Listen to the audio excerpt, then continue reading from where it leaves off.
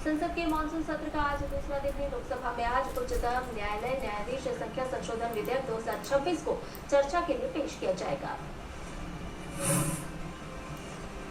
इस विधेयक को सोमवार को विधि एवं न्याय मंत्री अर्जुन राम मेघवाल ने पेश किया था। इस विधेयक के माध्यम से उच्चतम न्यायालय न्यायाधीश संख्या संशोधन अधिनियम 1956 में संशोधन किए जाने का प्रस्ताव है।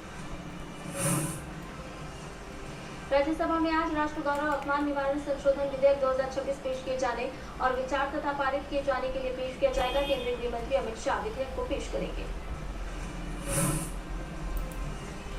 राष्ट्र गौरव अपमान निवारण संशोधन विधेयक 2026 के माध्यम से राष्ट्र गौरव अपमान निवारण अधिनियम 1971 में संशोधन किए जाने का प्रस्ताव है। इसके साथ ही दोनों सदनों में कई अन्य अहम विधायी कार्य भी सूचीबद्ध हैं।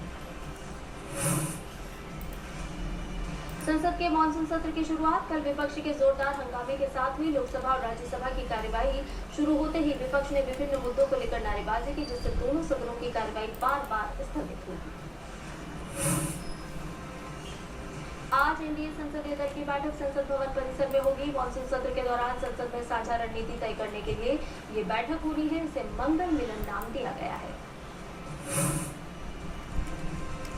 बैठक में प्रधानमंत्री नरेंद्र मोदी समेत एनडीए के प्रमुख नेता और दोनों सदनों के सांसद शामिल होंगे।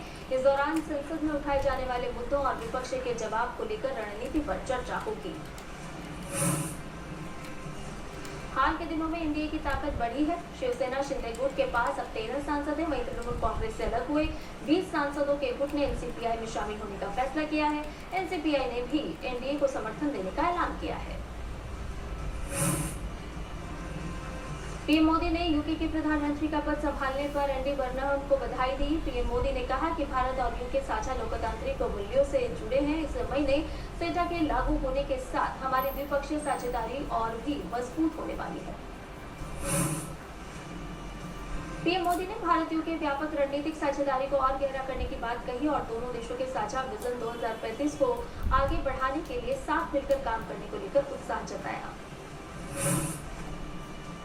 विदेश मंत्री डॉक्टर एस जयशंकर और उज्बेकिस्तान के विदेश मंत्री बख्तियार सैदोव ने बात की है। इस दौरान ट्रेड, इन्वेस्टमेंट और दूसरे एरिया में अपने बायलैटरल रिश्तों को और गहरा करने के बारे में बात हुई है।